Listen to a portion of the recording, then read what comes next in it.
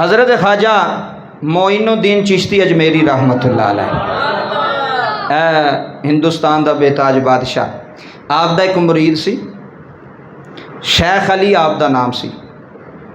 वो ना एक दिन महफल दे विच बैठा बजुर्गों के कोल अल्लाह वालियां दे कोल एक बंदा आ गया, उन्हें कर्जा लेना सी, उहदे कोल पैसे लेने सन। तवज्जो करियो, उन्हें आके ना वो ख्वाजा साहब दी दरबार में आके महफल च आके ना उन्हें शेख अली नूं कहा भी मेरे पैसे सुट, तू पैसे देने ने मेरे। मसला किसी ने कर्जा लेना हो तो अगला बंदा ना देंदा हो तो गुस्से नाल आया, उन्हें कहा पैसे सुट साढ़े। उन्हें कहा यार मैनू थोड़ी जी मोहलत दे। पहले नंबर पर तो उन्होंने ये गुस्सा लगा भी मेरे पीर की बारगाह में आके तो इस तरह पे बोलता तो बदतमीजी पे करता। उन्हें कहा मैनू थोड़ी जी मोहलत दे, तेन मैं दे देंगा। उन्हें जाके ना गिरेबान फड़ लिया, ख्वाजा मोइनुद्दीन चिश्ती अजमेरी दी पाक बारगाह जाके ना मुरीद का गिरेबान फड़ लिया। उन्हें कहा पैसे सुट तो मैं जाना है। शेख साहब वेंदे हैरान हो गए, आप फरमान लगे बेलिया उन्होंने थोड़ी जी मोहलत दे दे, मामला की मामला तो दसो। उन्हें कहा हजूर तुहानू नहीं पता है कितनी देर हो गई ना मेरे पैसे देने ने, कर्जा देना देंदा नहीं पिया। आप फरमान लगे शेख अली ने फरमाया भी केड़ा मामला की होया? तो रोन लग पिया मरीद, कहने लगा हजूर वाकई मैं पैसे देने ने, लेकिन मैं जान बुझ के इंज नहीं पे करता, मेरे को दिते जाते ही नहीं पे। कई बार इंज होंदा है, बंदा बड़ी कोशिश करता है, हालात इंज दे होंदे ने बंदे दे, वो मुकम्मल पैसे पूरे ही नहीं होंदे।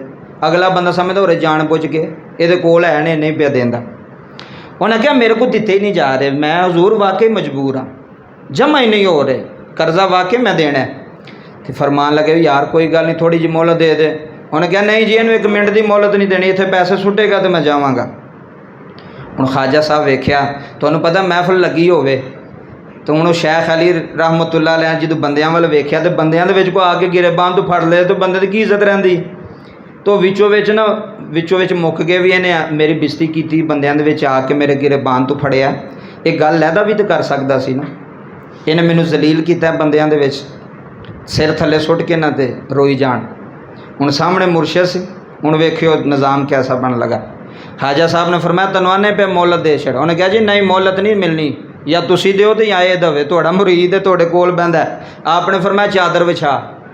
हाय हाय हाय, जलाल च आया फिर अल्लाह दा फकीर। फरमाया चादर विछा, चादर विछाई। आपने मसले के थल्लों कढ़ के ना पैसे वो चादर ते रखे, फिर कढ़ के रखे। फरमांदे ने इंज लगता सी रब के खजानिया के बूहे खुल गए ने। आए हाय, रब के खजानिया के उत्थे बूहे खुल गए ने, सारे पैसे अगे रख छड़े। फरमाया चुक लै। हुण है वो विच वेचदा सी बेईमान है, उन्हें पता की कीता, वो पैसे चुकन लग पिया। उन्हें वेख्या भी जो ख्वाजा साहब का ध्यान थोड़ा जिहा परा होया ना, उन्हें थोड़े वध भी चुक ले। वे बाबे नूं की पता लगना, तो उन्होंने नहीं सी पता बाबा सारियां जानदा है।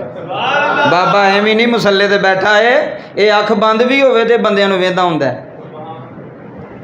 बाबे दी अख बंद भी होवे ते बंदियां नूं वेंदा हुंदा है। जे मते किसी भुलेखे च होवो वे इहनूं कोई पता नहीं, असीं जो मर्जी पे करने जो मर्जी पे बोलने आ।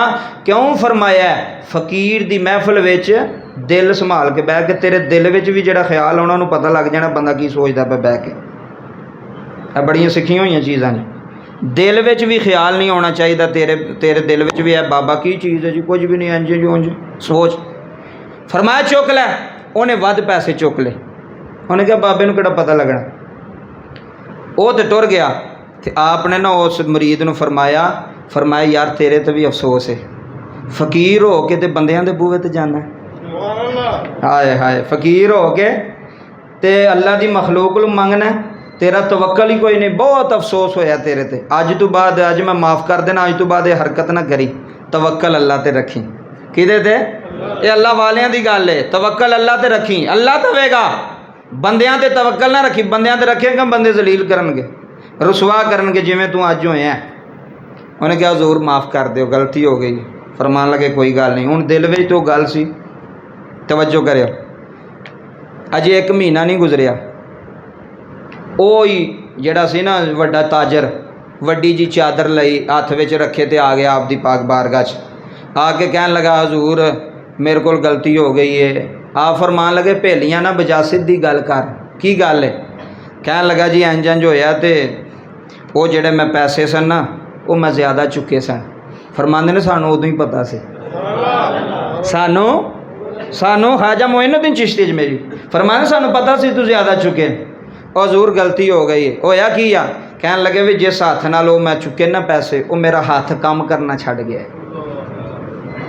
वो मेरा हाथ काम करना छड़ गया तो हजूर मैनू माफ़ कर दो फरमाया तेनों माफ़ कर देने पर तेनों अगली गल दसीए ये जिहड़ा तेरा हाथ काम नहीं ना पे करदा ये वध पैसे चुकन की वजह तो नहीं पे करदा ਇਹ ਜਿਹੜਾ ਫਕੀਰ ਦੇ ਗਿਰਬਾਨ ਨੂੰ ਹੱਥ ਪਾਇਆ ਹੀ ਨਾ ਸਮਝਿਓਗੇ ਕੋਈ ਨਹੀਂ ਪੈਸੇ ਚੁੱਕਣ ਤੋਂ ਨਹੀਂ ਪੈਸੇ ਹੋਰ ਵੀ ਚੁੱਕ ਲੈਂਦਾ ਤੇ ਤੇਰੇ ਹੱਥ ਨੂੰ ਕੁਝ ਨਹੀਂ ਸੀ ਹੋਣਾ ਇਹ ਜਿਹੜਾ ਫਕੀਰ ਦੇ ਗਿਰਬਾਨ ਨੂੰ ਫੜਿਆ ਹੀ ਨਾ ਤੇ ਖਾਜਾ ਮੋਇਨੁੱਦੀਨ ਚਿਸ਼ਤੀ ਅਜਮੇਰੀ ਦੇ ਮੁਰੀਦ ਨੂੰ ਗਿਰਬਾਨ ਤੋਂ ਫੜਿਆ ਹੀ ਨਾ ਇਹ ਤੈਨੂੰ ਉਹਦੀ ਪਕੜ ਹੋਈ ਹੈ ਉਹਨਾਂ ਕੋਲ ਜਾ ਕੇ ਮਾਫੀ ਮੰਗ ਔਰ ਬੜੀ ਵੱਡੀ ਗੱਲ ਖਾਜਾ ਮੋਇਨੁੱਦੀਨ ਚਿਸ਼ਤੀ ਅਜਮੇਰੀ ਔਰ ਮੁਰੀਦਾਂ ਦੀ तवक्कल सी अल्लाह के फकीरां दा अल्लाह वाले जिहड़े नु अल्लाह कोल मंगदे ने बंदियां कोल नहीं मंगदे अल्लाह पाक अगे दुआ गोवां अल्लाह मेरा और तुहाडे सारियां दा मिल बैठना ये गल्लां सुनियां अपनी पाक बुलंद बारगाह दे अंदर कबूल फरमाए।